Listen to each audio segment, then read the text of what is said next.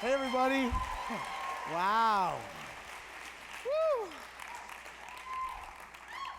You got, so exciting. You got the blue suit memo. Yeah, I did. I got Yes. the blue suit memo. This is so exciting. I'm a non-housewife who's recently been arrested being interviewed by Andy Cohen. Congratulations on the Jerry O Show. Thank you so I'm much. so excited about it. For those who don't know, for 3 weeks in August, I'm going to be taking over Wendy Williams' slot on Fox, on the Fox stations around the country. Here in New York, that's Channel 5 at 10 a.m. And it's super exciting.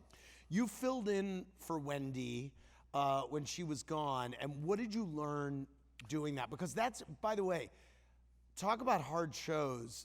That, to me, you're sitting alone in a chair, speaking to a camera and an audience with no guest for the first 20 minutes. It's like double host chat on Live with Kelly because you're alone. So just somebody shout out "two inside" when we're getting too inside about this, okay? Please, I'm asking you. This is super interactive tonight. We're super loose, you know. I mean, we don't want to be heckled. Right.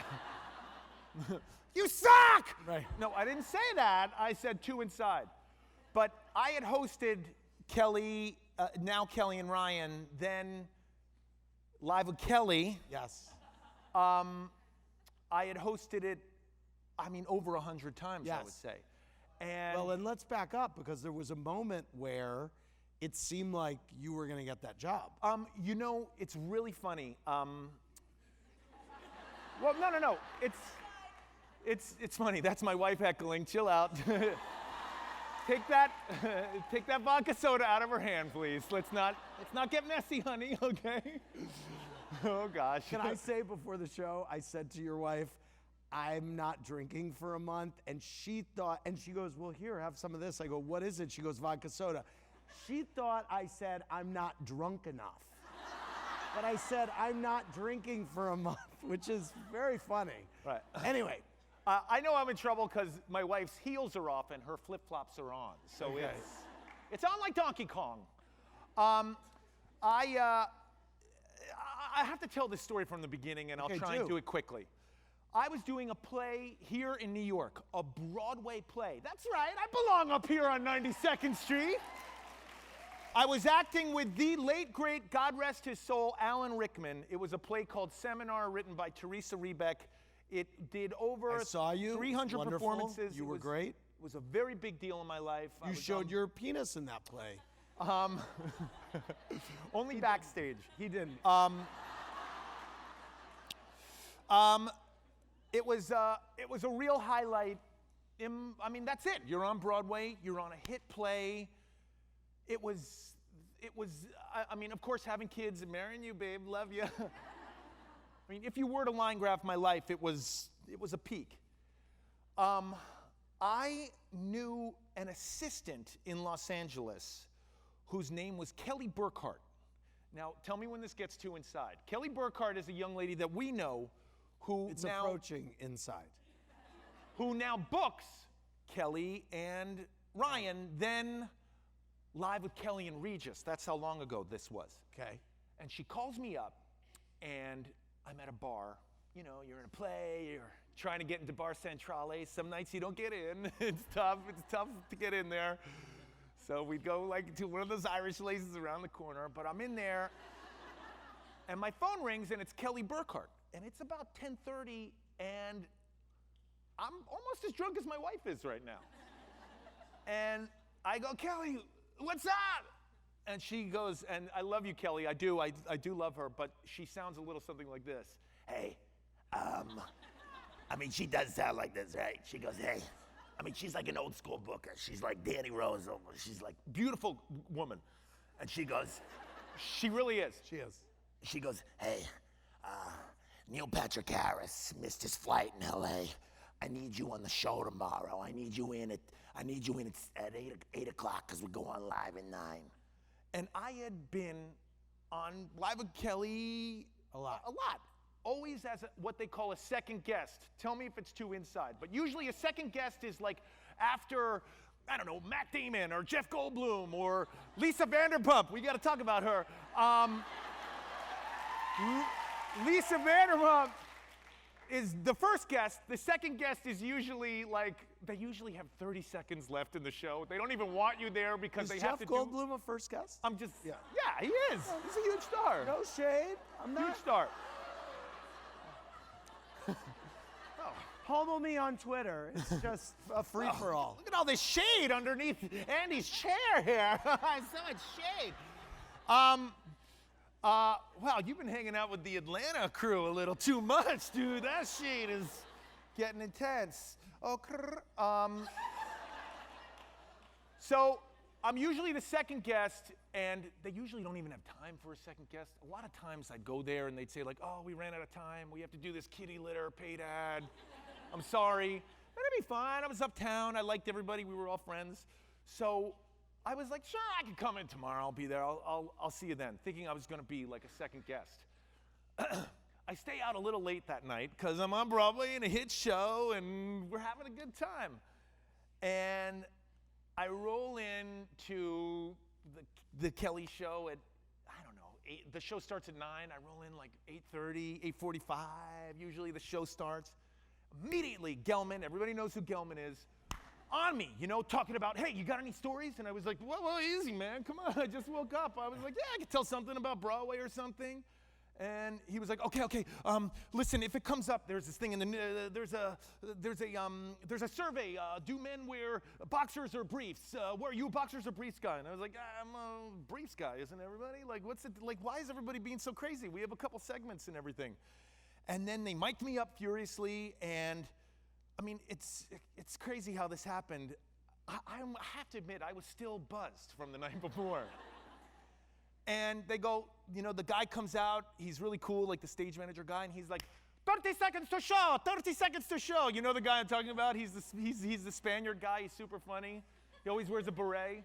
And he's like, hey, Jerry, you ready for this? You good? You got this? And I was like, yeah, man, like, it's fine. You're probably not even gonna get to me. You're doing the kitty litter thing, right?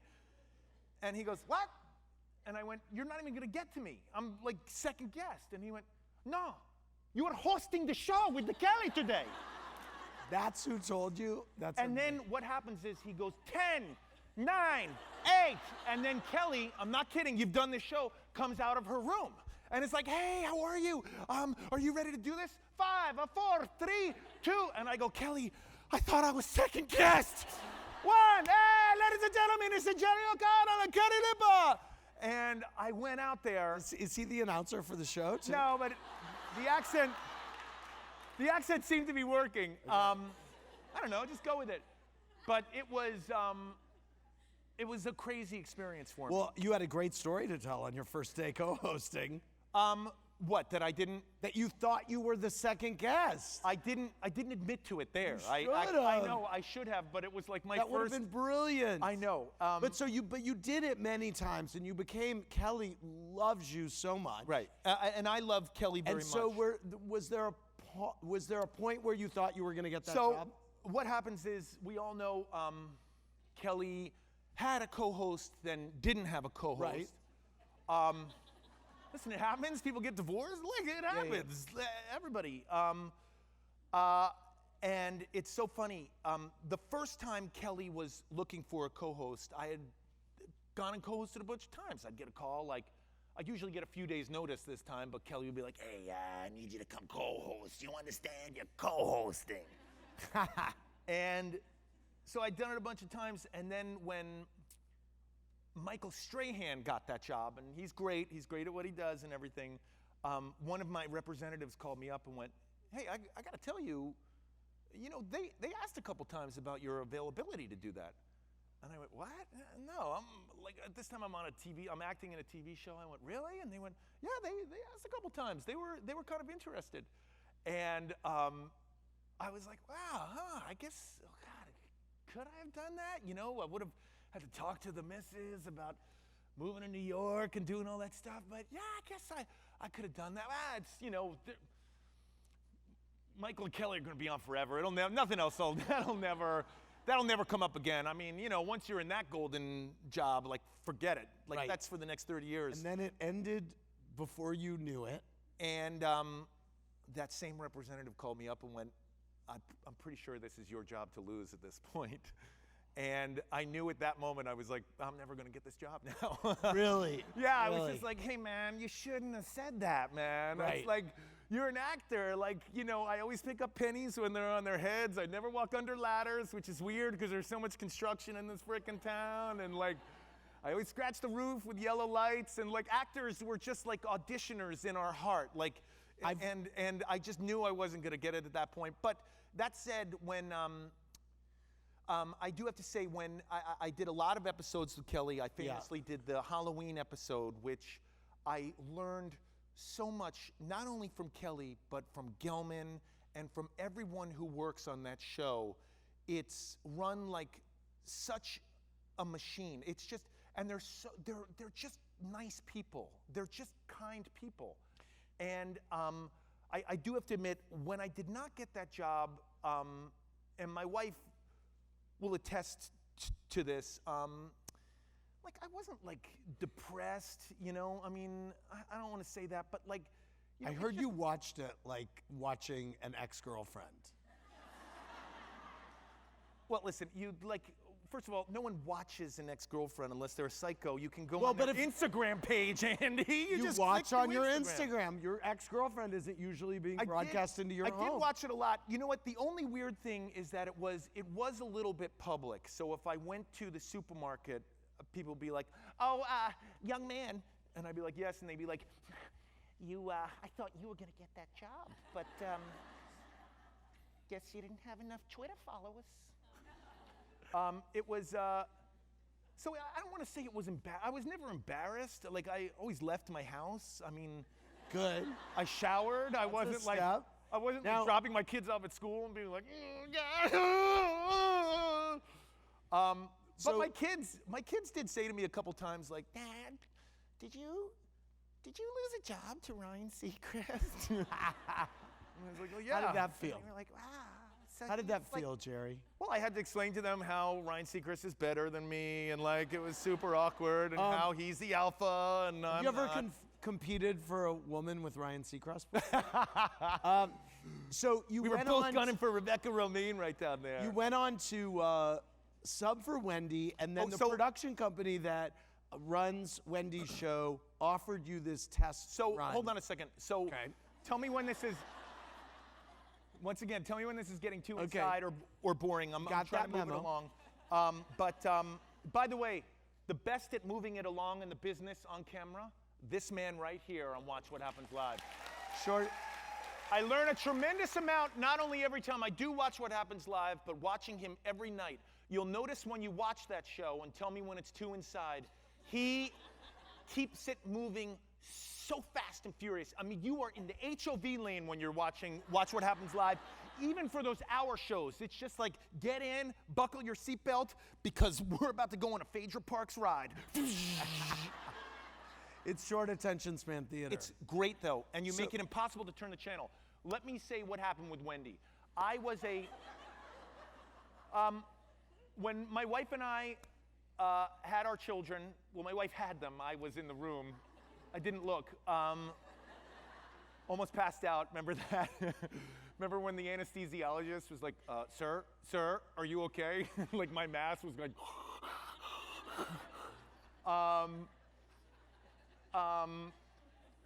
you went right back to work. My wife went to work 3 months after, 3 months after giving birth to twins. to twins. And I stayed at home for about a year with the twins. Well, I mean, I'm actually not even making a joke. I'm just saying, like, I was at home. And I really Did you watch a lot of daytime watched television? a lot of daytime television. And this was 10 years ago, and I fell in love with a young lady named Wendy Williams. And I had known her as a DJ in the New York area. I grew up in New York. I grew up in Chelsea on 17th and 7th. Yes. Truth, this is the honest to goodness truth. This is the farthest uptown I've ever been in my life. I've never, it's beautiful, these buildings. They're so old, Andy. Gorgeous, gorgeous. Really nice. What Not did a you lot learn- of people out at night though. That's a little scary. What did you learn from from subbing for her? So I would watch Wendy, and I was like, this girl, much like you, this is pre-Watch What Happens Live, so you weren't even on the air 10 years ago. Yes, I was. Only on Sunday nights. You're right. Okay? So I was. we were just getting a taste of you. By the way, my wife and I accosted you and we're your biggest fans. Yes, at a you party. did. That's where we met. The Kentucky Derby. And I think we drank all the bourbon in the world, yeah. in Kentucky. The three of us, literally. But I was really into. I was just really into watching Wendy. And what's funny is, tell me when this is too inside. But when you book guests in town, and Andy knows this because he's a former booker of CBS This Morning, little known fact, a lot of people don't know about him. It's why you're so good at your job too. When you book, I mean, I guess the first thing you book is what, the Tonight Show? It's or the Colbert Show, right? Yeah, yeah. And then you're allowed to book whatever gets the second highest ratings, the Today Show. Yeah, there are following rules for if you do, we'll have a guest and they're like, oh, they're booked on Kimmel next Tuesday, and Kimmel won't follow Watch What Happens Live, so you have to tape the it and weirdest air thing. it later, or they have to come back in town. And It's by a the way, nightmare. we're all friends. So Yeah. like if Andy calls me up and says, hey, come and do my show, I can't just be like, and unfortunately I do say, I'm there, I'll see you there. Yeah, yeah. But a publicist will call you up, or another booker, I won't say who, and they'll be like, You went on Andy Cohen's show without telling me. I got in trouble for that once, because Andy was in a pinch and was like, You hey. got in trouble a few times for a few different shows because we were in pinches a few times and you would come on the show. Well, I lived 3 blocks away, and Yes. Andy would be like, Neil Patrick Harris canceled again. Like, can you be here? And I'd be like, all right, let's go. Hey, everybody. I mean, but so Wendy was in her second season, and I was going to promote something, and I said to the publicist, I said, I want to do that Wendy Williams show. And they said, oh, no, you can't because we need you to do Fallon and then the Today Show and then and the booking thing. And I was like, I don't care. I want to do Wendy Williams. That's who I want to do. That's the only one I care about. And they were like, well, you can't do it till the end. And I was like, I don't care when you book it. I want to meet that woman. I want to meet her and look her in the eye. And I just fell in love with her and the whole experience. And, I don't know how the story went, but when Wendy needed to take a little time off. I mean, my bosses are here, Alexandra, Mort, Ira, Mr. Sicha, everybody. When the word is when she needed to take a little bit of a sabbatical, and tell me if I'm wrong, but they went to her with a list. And I had been a freak, what? 2 inside, they're saying 2 inside. But supposedly, I had been a frequent guest on her show because not only did I love her, I loved her show. Much like you, Andy, it was live, said it like you meaned it, and like Wendy really brings it. Like Wendy just brings it. It's just so fun with like So you what do never you know want what your she's gonna show to say. be? What do you so want- anyway, they gave her a list, and she looked at the list. I had not known her personally. I'd only known her on her show. But as a guest, you can't tell tonight, but I bring it when I'm on a show, You do. I'm sorry, everybody. I had a double espresso like right before I came out here. You're good. I'm normally way cooler good. than this. You're right, honey. I should have had the chamomile. That was our bad. But supposedly Wendy looked at a list and went, that one, Jerry O'Connell, he's the only one who could come on. And I went to go host for a week, and I thought I could do it because I had hosted so many times with Kelly and Ryan. And I was gonna show Ryan who is the best. That's a joke, everybody. I'm kidding. But I have to say, and as I told you before, I've been on Broadway twice. The second show closed within like 3 performances, but whatevs. But the most nervous I've ever been in my career was before I had to go out and do 20 minutes solo that Wendy Williams does every day. No one else can do that. So I really just want to give like a golf clap to Wendy Williams because she does it every single day and does it with ease. And now that I'm about to do this Jerry O show, and it's a spin-off of her show. I mean, And what's it gonna be? What's it gonna be like? Well, she's my Oprah, I should say that. Okay. She's my, literally Yep. and professionally, I'm her Dr. Phil. Yeah. That's awesome. So you've been disobeying your mother's wishes. How do you feel about that? Was that a good Dr. Phil, Andy? No. Okay, let me try it again. It was a little Clinton-y, wasn't it? Yeah. All right, I'm gonna work on my Dr. Phil. Jerry O show. It's gonna be a good time. Is it? Will you do hot topics? We will do hot topics. It's so funny. We're not gonna call them hot topics, Right, of because course. that's Wendy's thing. And The View. And as you know, does The View do hot topics? Yes. Is it called hot topics? Yes. I mean, I love Wendy, but it started on The View. Hot topics. Well, I mean, I haven't been watching the hot topics Okay. because those ladies are fighting so much, and I don't go for that. We have enough fighting in our house as it is. There will be no fighting on the Jerry O show. I can tell you that. So you're We'll full of hot do- takes. I want to hear your hot takes on They're everything. mostly going to be from shows that your network Bravo airs the night Right. before. Okay, good. But instead of me telling my wife or kids who are sick of hearing about it, or my dog now, I'm going to be talking to a camera. No, I'm going to, we're going to do 2 segments off the top. Obviously not as opinionated as Wendy. Right. We're going to have a little more fun with everything. I think it's really about, it's funny, we've edited a few segments. It's really about making people smile. You know, I also, I got to give a shout out to Ellen too, who I watch a lot in daytime, who just, she has an uncanny ability to, when you watch these segments, you just find yourself just sort of like, even if you're at the gym, like just watching them and smiling and being like, oh, this is so funny, man. That's crazy. I remember I watched a segment with Ellen where she was going to have Mahershala Ali on as a guest. Okay? Okay, great. Academy Award winner. I mean, big booking, amazing. Before he came out, with the audience, she held a spelling bee as to how to spell his name. That's and funny. It was a 7-minute segment, and it was maybe one of the funniest things I had ever seen on television.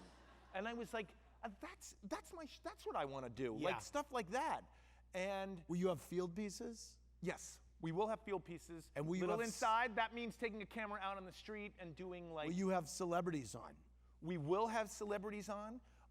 Will you cook? I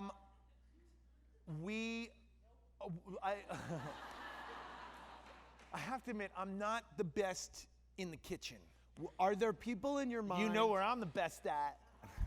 Are there? In front of the mirror in the dressing room, looking at myself.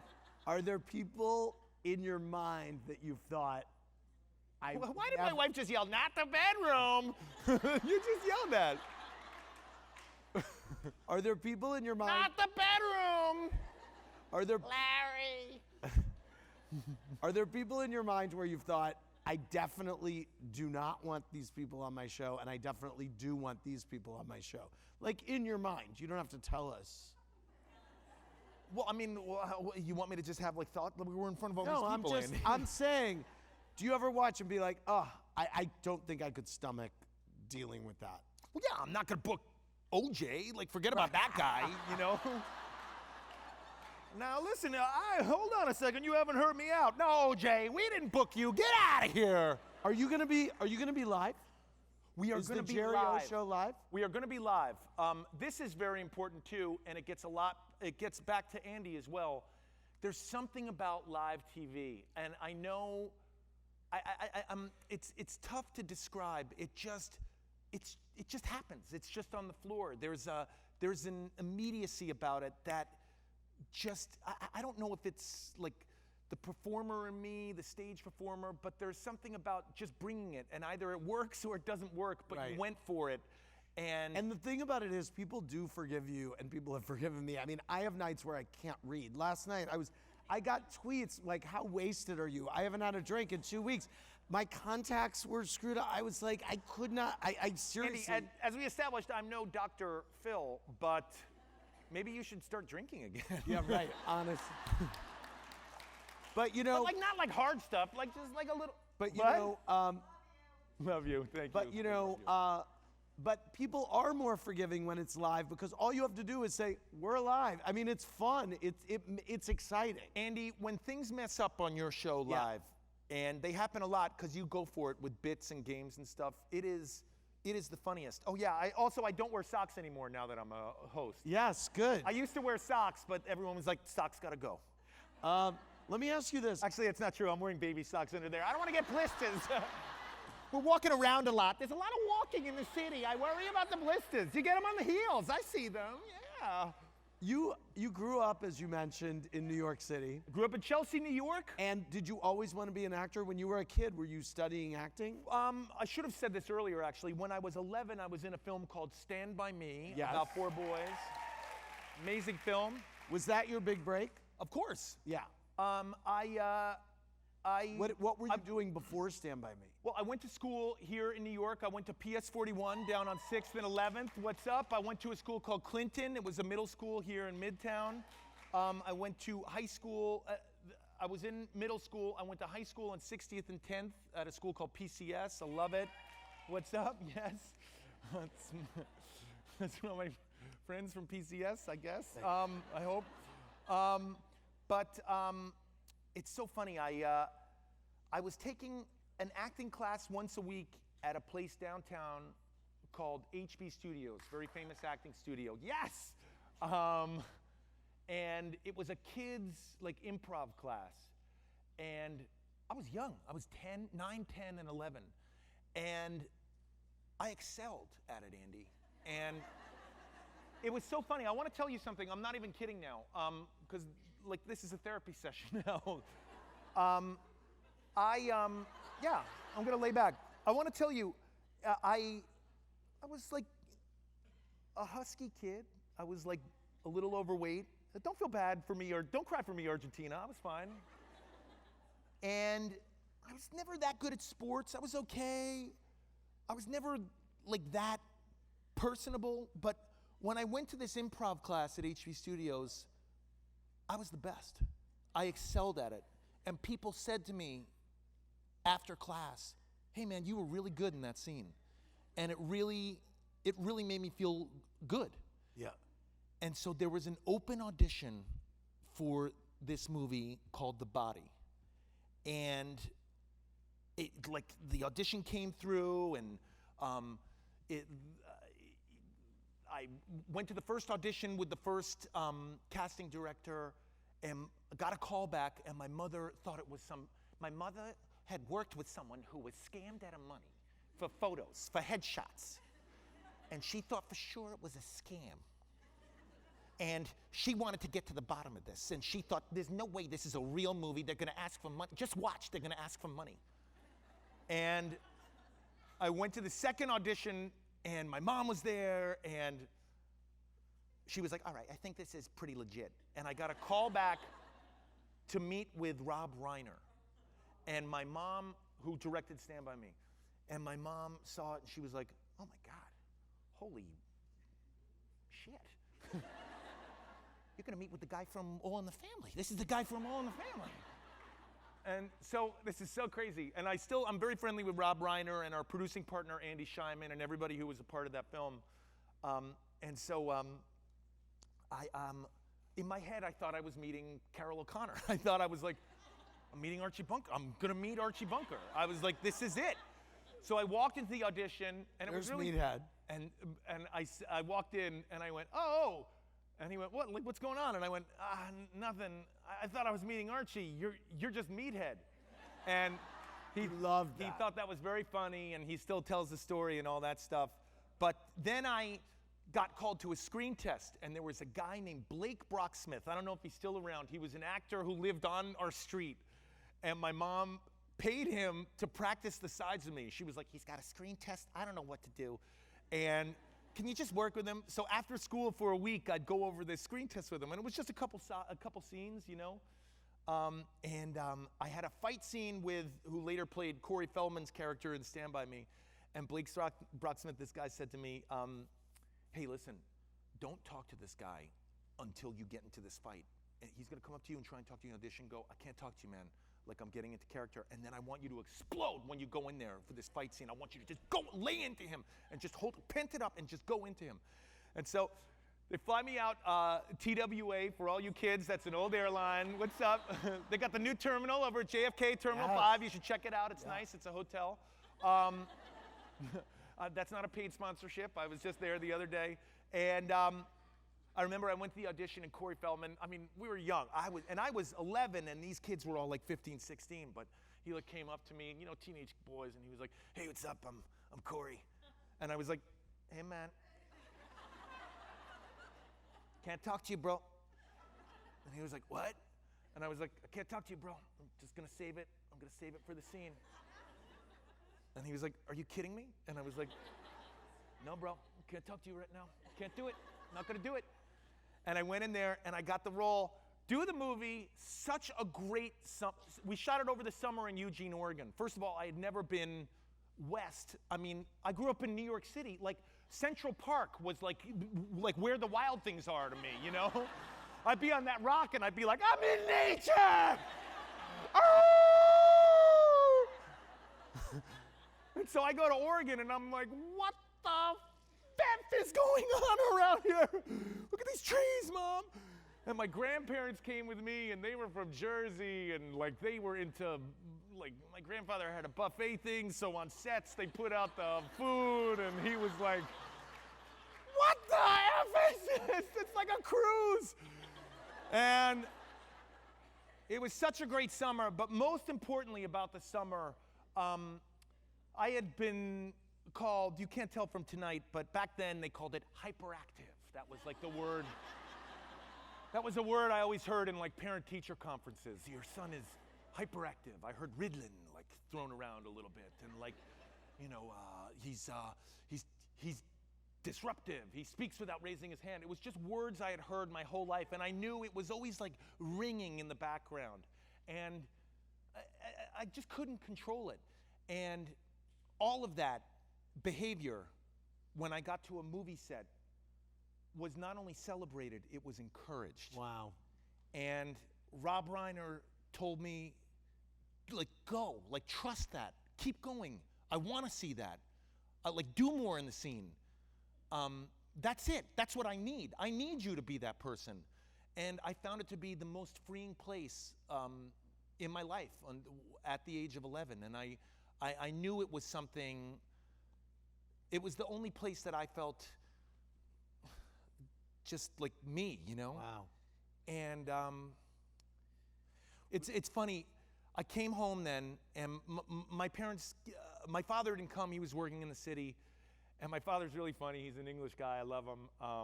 He's watching our kids now, thank God. Saving on the old babysitter. They're expensive here. And I don't trust those babysitter apps. Sorry. But you're about to find out.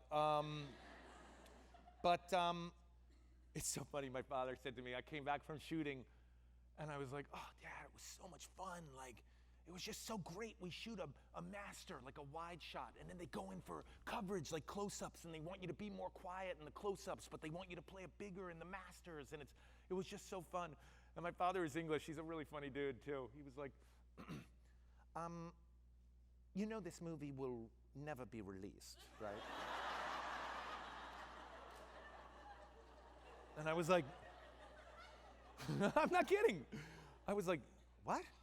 No, it's coming out. It's a movie." And he was like, my father, who worked in advertising, worked in advertising, did well. Like, he had so many friends in advertising who, like, moved out to LA to make it big, and, like, "I'm sick of copywriting. Like, you could take this job and shove it." And then, like, went out to go write, like, a script, would always, like, come back, and he'd be like, "Oh, yeah, so-and-so came back today, you know?" He was like, "These films never get released. They never see the light of day. This film will never come out. No one will ever see it."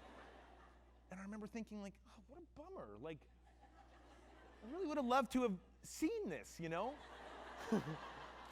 And he said, "No, but it's actually a really good lesson." What he said, he went, "Don't go to," because I was in public school. I was going into the 7th grade in the New York City public school system, you know? And he was like, "Don't go around telling people you're in a movie, because when it doesn't come out, people will be like, 'What happened to that movie?' And you're going to be like, They're still in post-production.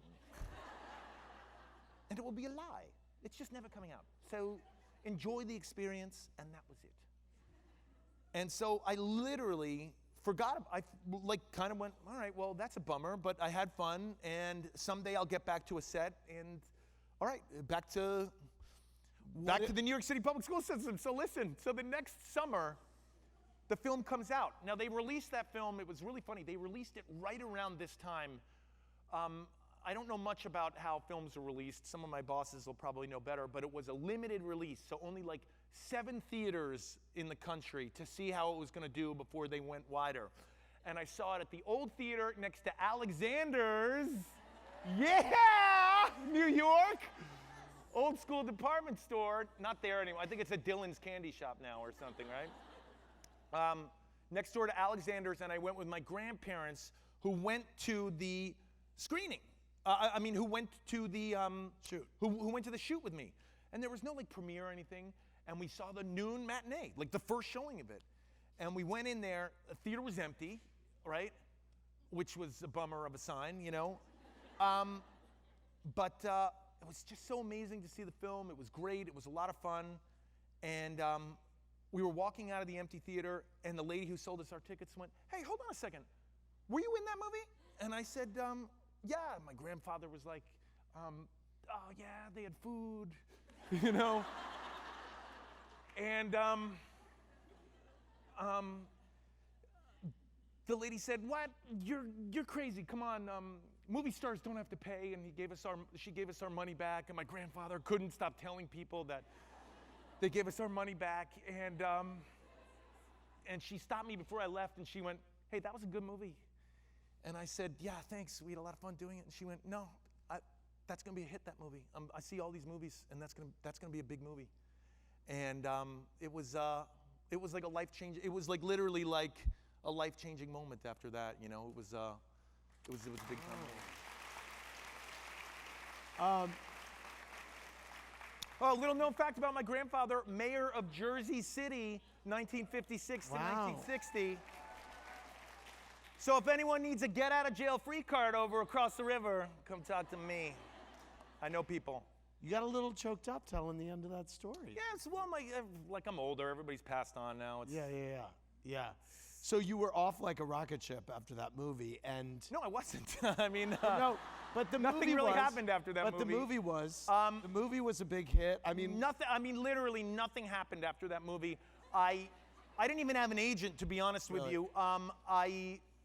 River Phoenix's mother, God rest his soul, called up my mother and said, "Hey, Linda, this movie's a hit. You got to get an agent, you know." And my mother was like, "We got to get an agent. Like, this is not a scam. This is happening." Michael, you were wrong. The movie came out. It was released. Oh, it was so funny. I'll never forget. I grew up in Chelsea, and I remember I went to a restaurant called Hunan Royal on 6th Avenue. Anybody remember? No? Okay, not a lot of people remember Hunan Royal. It was only there a couple years, health code thing. But I remember being in there, and 2 guys were on a date, and I remember sitting there, and they were like, "Have you seen Stand By Me?" And the other one was like, "Oh my God, it's the best movie I've ever seen." And I remember sitting there with my dad being like, "You son of a bitch. They're talking about that movie that you said wasn't gonna come out. They're talking about it." But I just didn't. I went on. The new agent I got me an audition for. This is so crazy. Webster. Does anyone remember Webster? for With the Emmanuel Lewis To role. play his friend. Now at this time I'm 12, okay, but I'm much bigger than. I don't look like a counterpart of Right. of Emmanuel Yes. Lewis's, you know. But I You remember did. I didn't know how to audition really. I didn't go in there, and I remember I tried breakdancing in the audition, and just nothing was working. I remember it was like a group of people just saying it's not working. And my father thought it was surreal. My father was watching me breakdance, and he was like, "What?" I read you were cast, you were supposed to be Bailey on Party of Five. So hold on a second. So But keep it tight, babe. gonna keep it because tight. I have a bunch of questions I have to get to. oh, it's just like WWHL. Yeah. Okay, got commercial breaks. Okay. Also, I got to ask you about LVP and what's going on.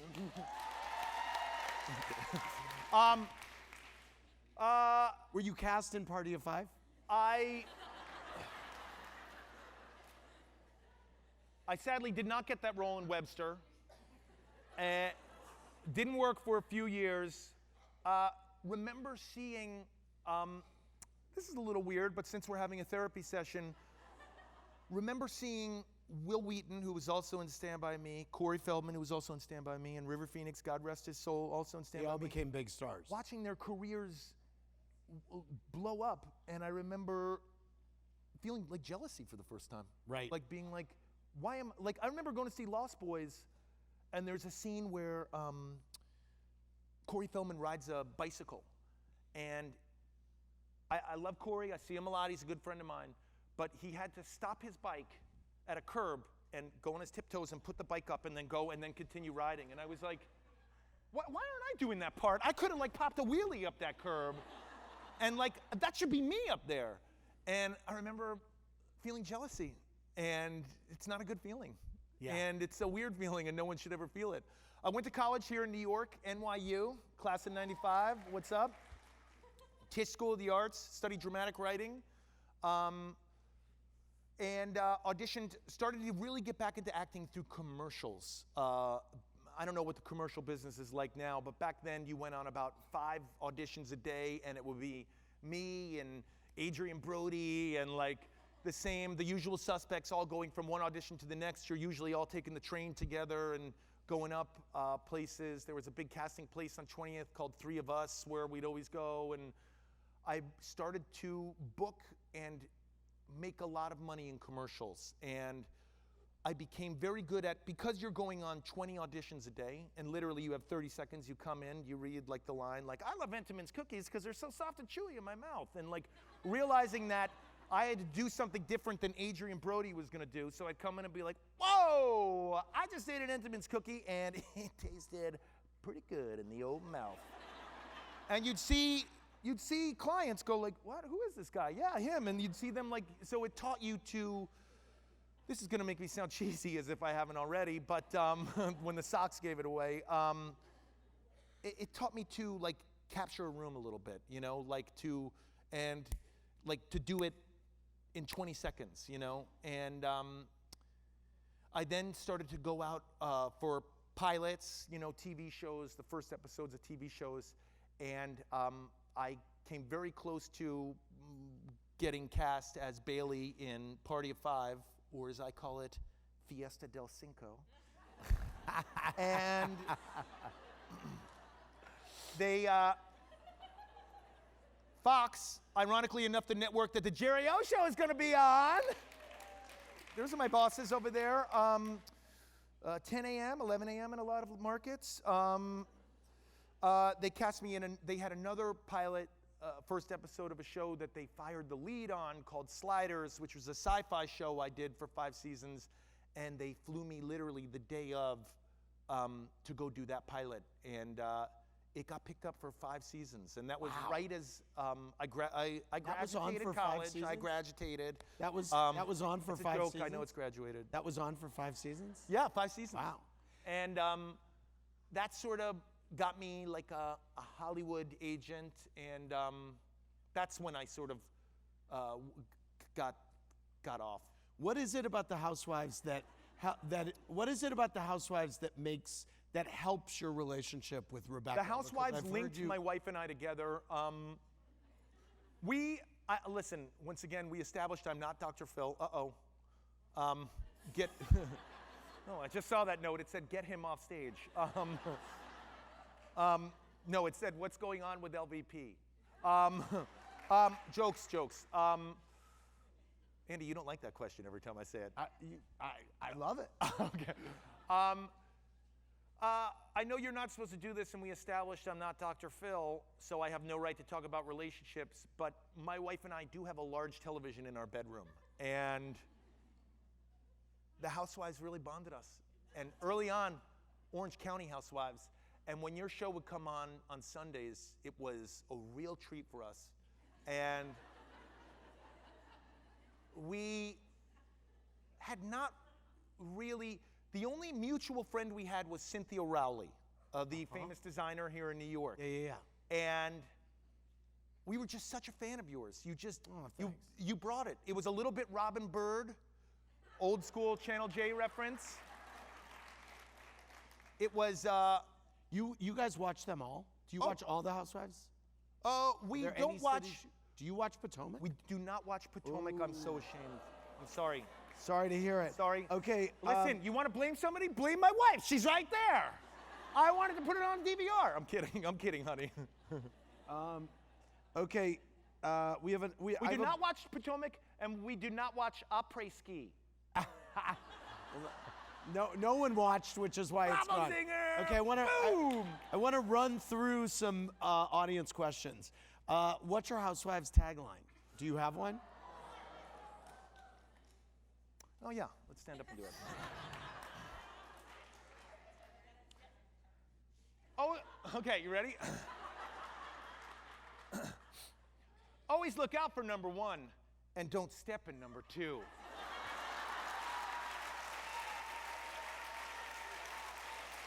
Wait, no. Rebecca has to be in back of me. Aren't like the family yeah, members always yeah. like smaller, like back here? Like, yeah, don't step in shit. Don't step in shit. Don't step in it. Where was your first date with Rebecca? First date with Rebecca.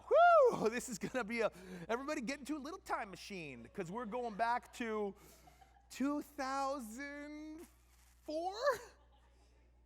Man, on someplace. I mean, this is like some gonna be back in time. This is gonna sound a little cheesy. This is the cheesiest. I cannot believe Justice Ginsburg was here, Ruth Bader was here, and I'm about to tell everyone this story. Hillary Clinton was here, and I'm about to tell this story. My wife and I met at a Maxim Hot 100 party. Ruth Bader didn't say Maxim Hot 100 when she was here. Did Hillary drop a Maxim reference? Was that the site of the first date, or that's where you met? No. Where was we the actually first met at a party when my wife was previously married to someone whose initials are John Stamanopoulos.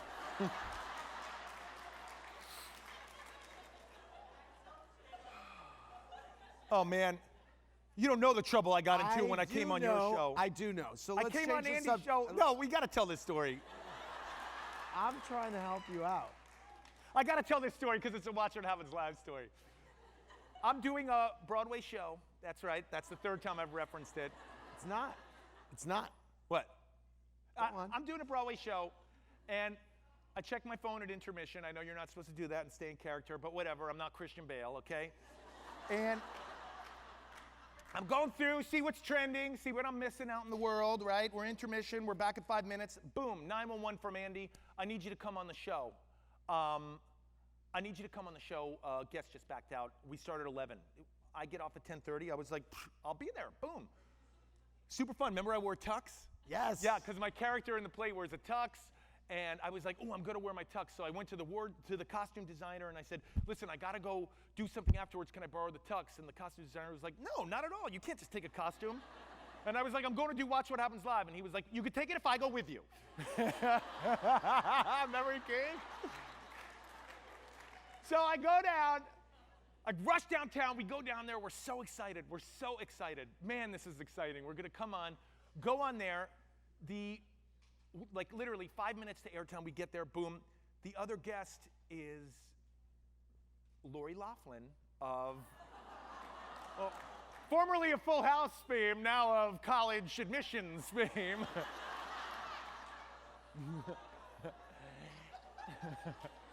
Formerly of breeding so many powerful rowers. Yeah. Oh, yeah. Oh. I'm winning, Mom. I'm number 1. I'm going to the Olympics. I hate college. My mom made me do that. I don't want to do this. I'm going to talk to the dean and see if I even have to do homework. infuriating. Almost as crazy as that old Army Hammer toe-sucking video. But whatevs. You watched that? I did. Go to Do Watch It Happens Live. Go in. Lori Loughlin's in there. And Loughlin. Lachlan.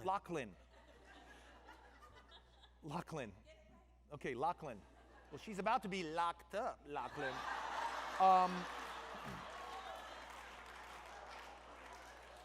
And I see her, and I'm like, oh man, this is crazy. Like, I'm not gonna say there was anything weird between us, but Lori Loughlin is my wife's ex-husband's wife on TV, and I'm my wife's husband in real life. So it's not like, oh, hey, how are you? It's a little like, hi. Oh, yeah, you, right. Yeah, how are things? And so Andy comes in and is like, oh, Lori Loughlin and Jerry, oh, thanks so much for coming. Jerry, thanks for coming. Lori, thanks for being so accommodating, all this stuff. And then Andy goes, I got to get ready for the show. I'll see you out there. So he walks out, and Lori kind of looked at me and went, do you think it knows our link through your wife and stuff? And I went, maybe he doesn't. He would have said, because he would have said something there, right? So we go on stage, you walk out, you sit there, and Andy has that awesome bit where he goes, she's on Vanderpump Rules, and this Ken Todd loves to get jiggy with it. It's Lisa and Ken from blah, blah, blah, right? He's got that awesome, and it's great. And by the way, super tough having a TV show because everyone's like, what do you think your line in will be? And it's really difficult to come up with. I'm like, I don't even know yet. Anyway, we go down, we sit down, and Andy immediately goes, she's John Stamos' wife on TV, and he's married to John Stamos' ex-wife. It's Jerry O'Connell. I totally forgot that. I think he knows. But anyway, that night, it was it. It was really funny. And by the way, you're hilarious, so we were all laughing about it. But I told the story of when I was at home with my kids, and my wife was working, and my kids love Full House. Full House. It's their jam. It's like, and by the way, I had never watched that show because it was I'm 45, so it's It didn't. why would I, as a 20-year-old, be watching Full House? That would be Army Hammer weirdness, And so I didn't really watch it until I had kids who watched it, and it's a great show. There's older dads who are always getting, vomit on them. It's 3 men and a baby, but there's a girl, 2 twins who go awesome dude, and they have a speech impediment, and now they're fashionistas, and it's crazy to watch. It's just it's surreal and really watchable, and I get why the entire family watches it. But anyway, I have one daughter. I have 2 daughters, Dolly and Charlie. They're both 10, and I got one girl who's just, she's gonna be married so many times. I can just tell. It's I feel so bad for all of her ex-husbands, and she nuzzles up next to me and she goes, I really she's 5.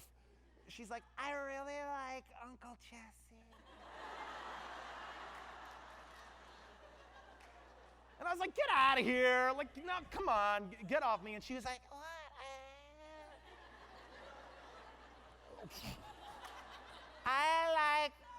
I like Uncle Jesse. And I was are you kidding? And she was no. And then my other daughter, who's I love her, but she doesn't say anything. She just doesn't say anything.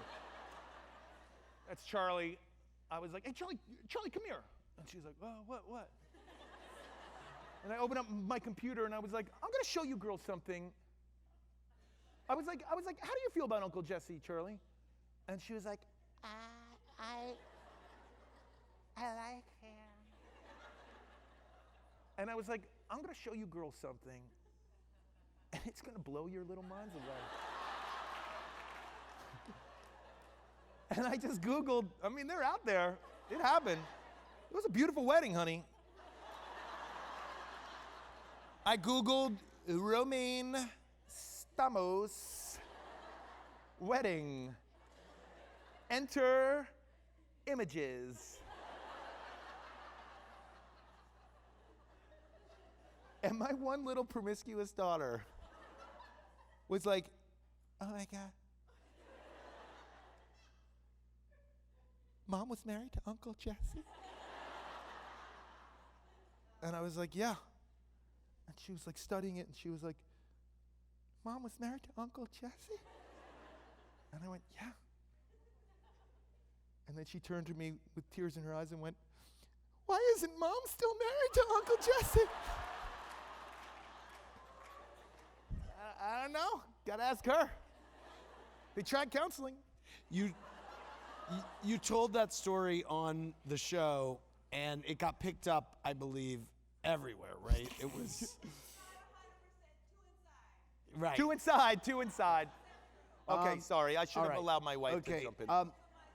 I apologize. Yes. Okay, Wendy in New Jersey wants to know... my wife has the divorce attorney on speed dial right now. These are which jokes. Housewives couple would you and Rebecca want to go on a double date with, and why? We actually went on a double date with Denise Richards and her super hot husband, who is Well endowed. hotness. Yeah, as we know from the show. It was such an honor to get invited to her wedding. If you saw it this season, that was a real high point in our lives, wasn't it? Oh, we got into such a fight on the way there, though. We were running a little late, and I mean, this Not is so as late crazy. as Denise. Well, Denise was a little late, but we didn't know that at the time. We Right. were just at home, and it's so funny. I mean, I was literally hounding my wife. I was like, we're gonna be late to Denise's wedding. We gotta go. This is the most epic wedding since forever. I mean, this was my royal wedding. This is it. And, oh man, I do not want to get divorced tonight. Can I tell the story? So, okay, yes. My wife there was a dress, and my wife was like, you gotta zip me in my dress, and I was having trouble. It was like a fine zipper and everything, and I was like, honey, we're gonna be late. I'll do it in the car. We'll do it in the car when we get there. And my wife was like, you gotta do it, we'll do it. And I was like, it's not moving. And I broke the zipper on the dress. I know, shucker, gasp, I know. And I thought for sure we weren't gonna make it that was it. Luckily, my wife had a nice little Zara piece in the closet. Were you surprised then? You watched the show for so long, and then suddenly you're on it, and you see all these cameras and the women. I mean, was it odd for you? I think you were saying that you were kind of trying to stay out of the action, but be in the like. It was funny. We were really staying out of it. We saw there was an argument going on with. We were trying to ascertain what was going on because Right. we're just like. We're Spectators. we're also gossip fiends. It seemed that everyone was fighting. It seemed that Dorit was fighting with everybody. But it seemed like there was an issue with Lisa Vanderpump because Lisa was hanging out a lot with us. Okay. And which Rebecca and I were fine with. Yeah, of course. I mean, oh man, and I love Mr. Todd, and I kept calling him Mr. Todd, and he'd be like, oh, please, Ken. Ken. He's just like Austin Powers me, right? Yes. Right. Oh, and I had left a very funny Yelp review. By the way, you should all follow me on Yelp. I'm not kidding. I leave really funny Yelp reviews for places. Yes, he does. And I went to You left a funny one for Tom. Vanderpump Rules, the new bar that they opened up, that Lisa and Ken and Pandy opened up, and I left a really funny review where I was like, oh man, this bar Tom Tom is so great. You get your drinks faster than Captain Lee can dock a boat. It's get killed. I was like, hey, listen, the food is great, but it's not all about the pasta. It was really funny. Jerry, I cannot wait for the Jerry O show. It'll be fun. This is the least I've ever spoken with the microphone on. This has been so pleasurable Hey, Andy, listening thank to you, buddy. My pleasure. I have to go do my show. I love you. And thanks for coming, everybody. Watch the Jerry O show. Thank buddy. you so much. You are so fucking funny. Thanks, guys. Thanks, guys. I'm coming down.